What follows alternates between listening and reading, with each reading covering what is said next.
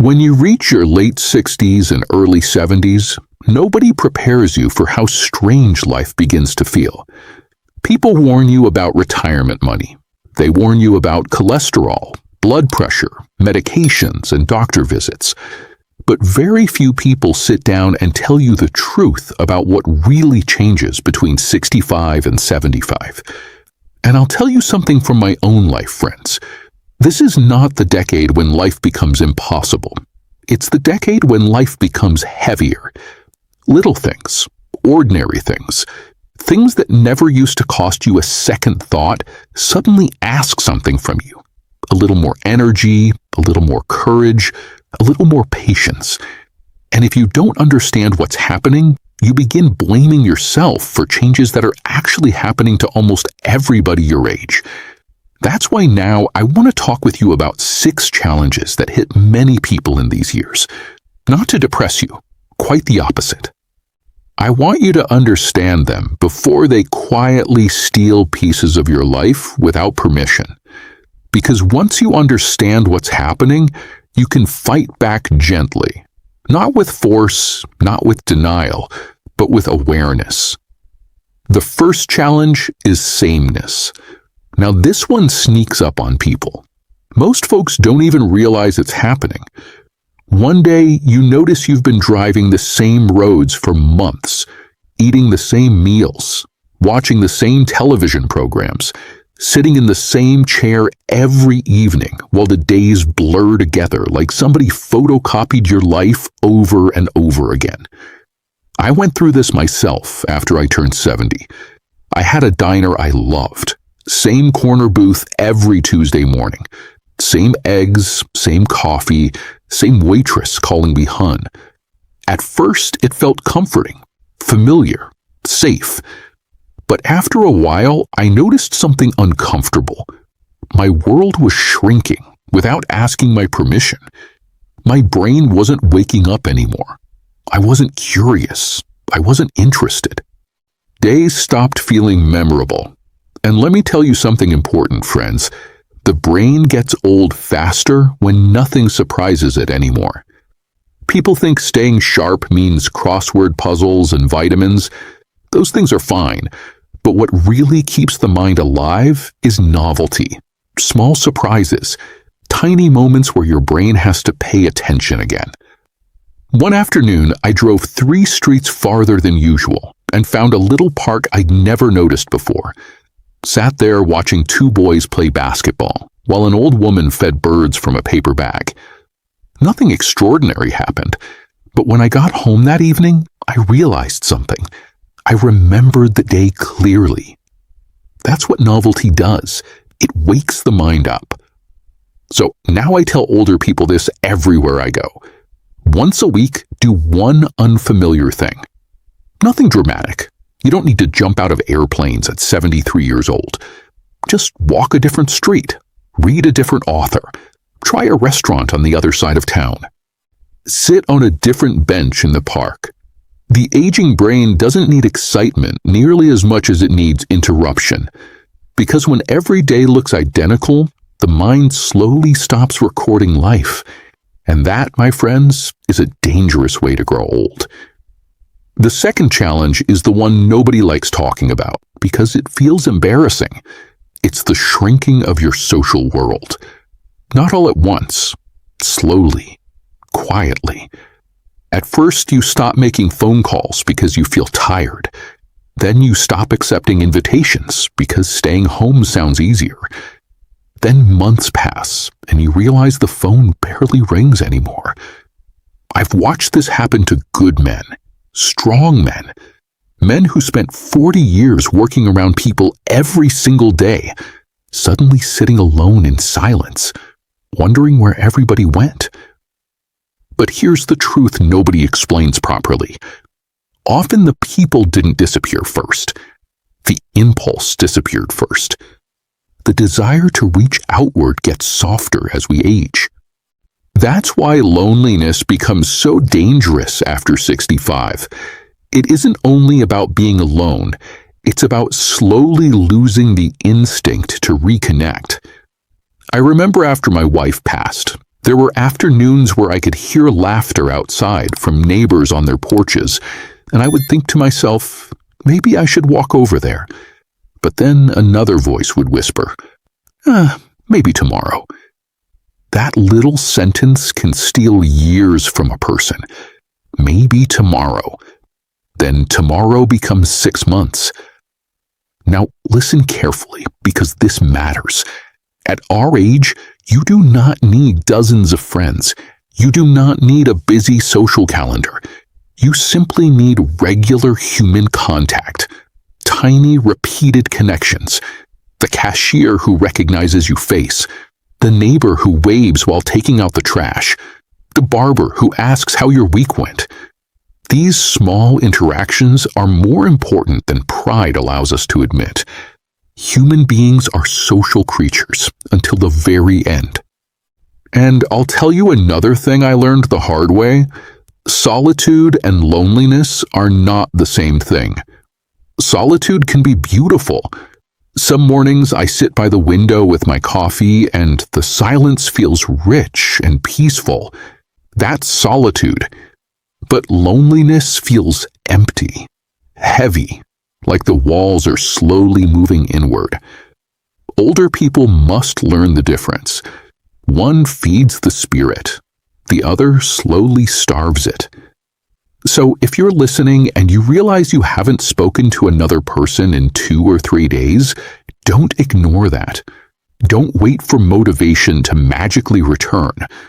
Action comes first now, not feeling. Sometimes at 72, you have to put your shoes on before the desire arrives. And strangely enough, once you get out there, the desire often follows behind you. Now, the third challenge may be the hardest one of all because it attacks your pride. It's learning how to receive help. Most of our generation was taught that strength meant handling things alone.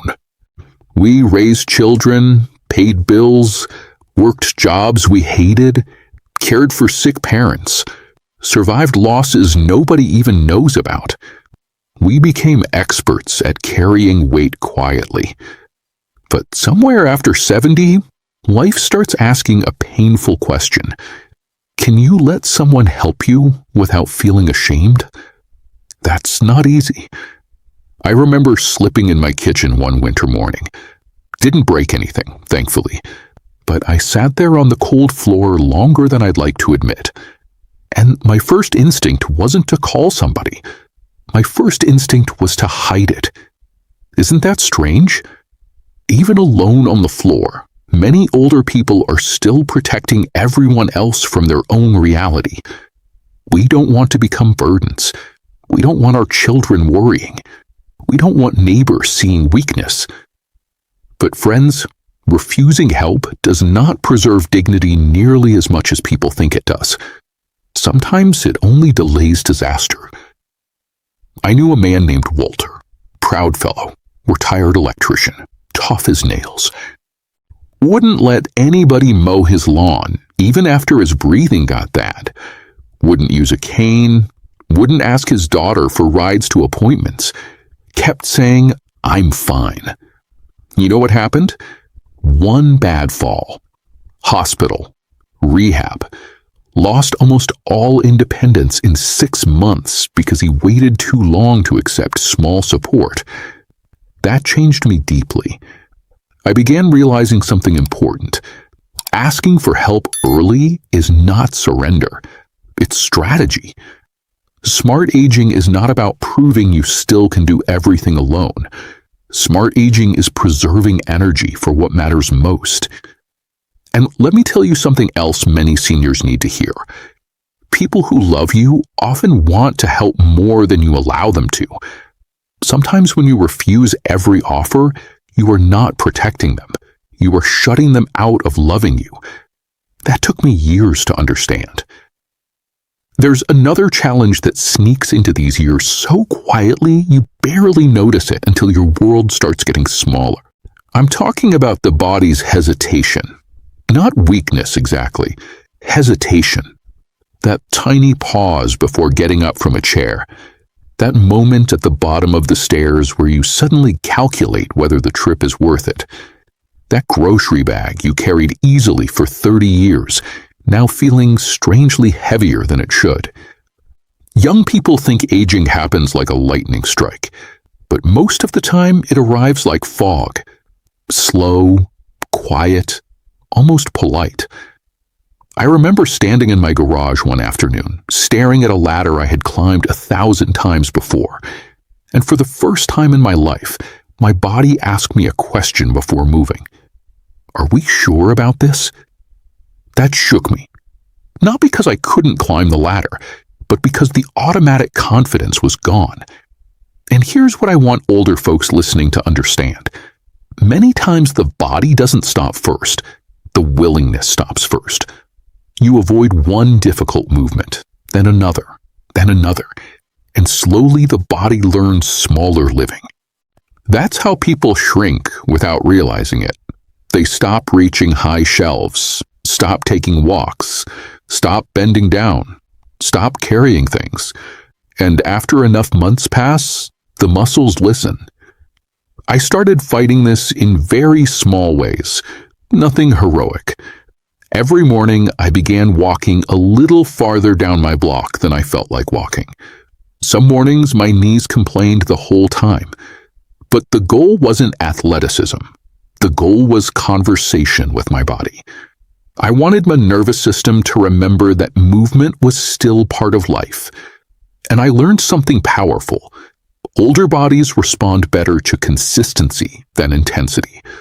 You don't need to punish yourself in a gym at 74 years old, but you do need to keep telling your body, we're still participating in life. Because once the brain decides movement is no longer necessary, the decline speeds up quietly in the background. The fifth challenge is one people rarely admit out loud. It's grief that never fully leads. By the time you reach your 70s, almost everybody is carrying invisible absences. A brother gone, a spouse gone, old friends gone, parents long gone. Even the places you loved disappear. Restaurants close, neighborhoods change, houses get sold. Sometimes you drive through a street you once knew by heart and feel like a stranger in your own memories. That kind of grief is difficult because it doesn't arrive dramatically anymore. It becomes woven into ordinary life. You're pouring coffee and suddenly remember somebody who used to sit across from you. You hear a song in a grocery store and your chest tightens for 10 seconds before you continue shopping like nothing happened. Younger people often think grief is something you finish, but older people know better. Grief changes shape. It becomes quieter, but it stays. I still catch myself reaching for the phone to call people who have been gone for years.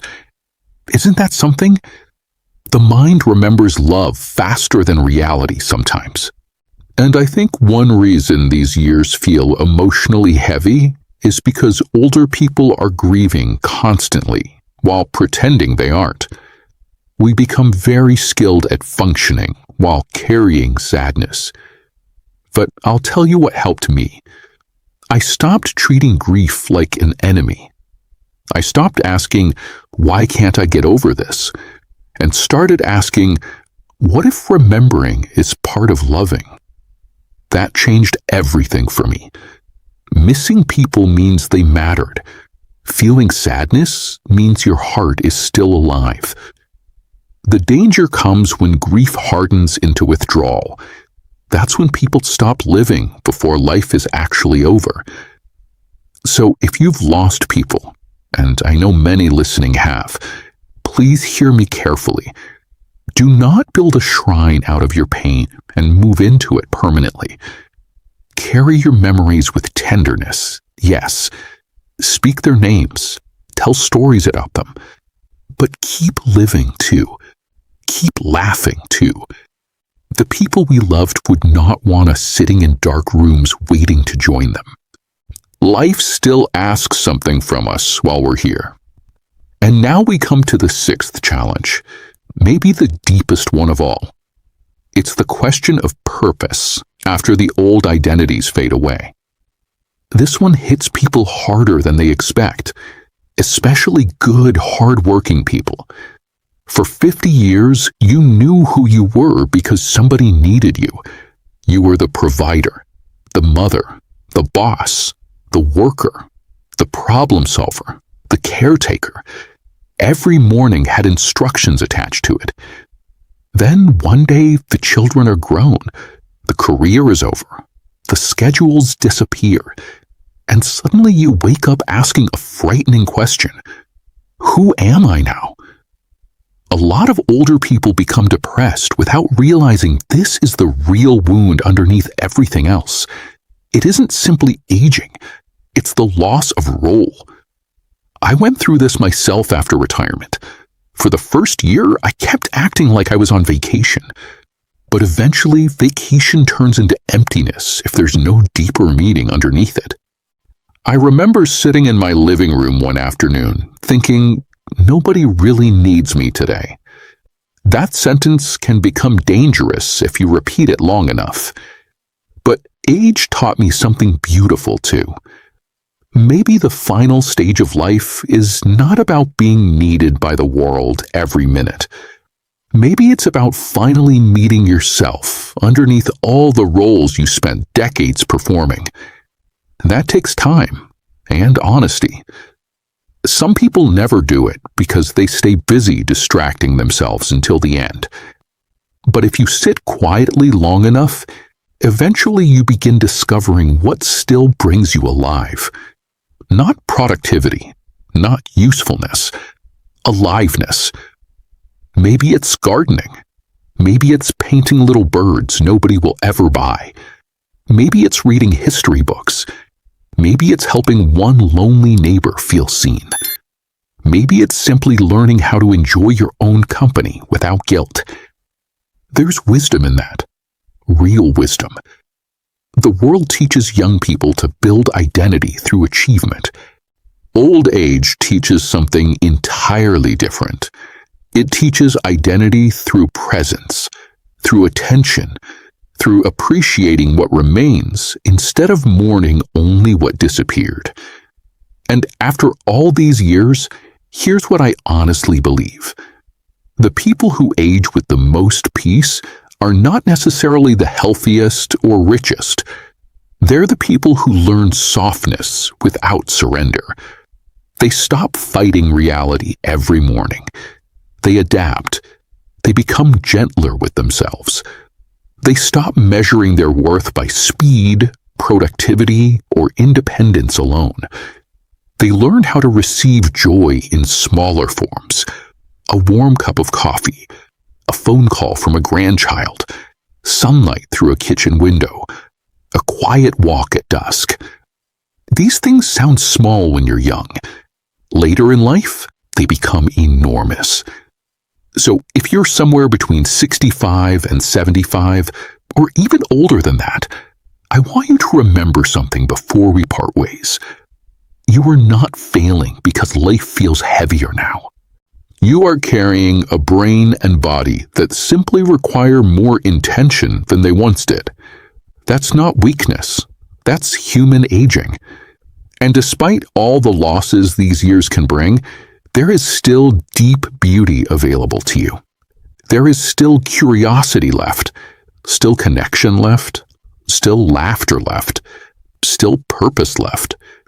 Maybe not in the loud, ambitious way the world celebrates when we're young, but in a quieter, truer way. Thank you for spending this time with me. I really mean that. And if something in these words stayed with you, hold on to it this week. Take the walk.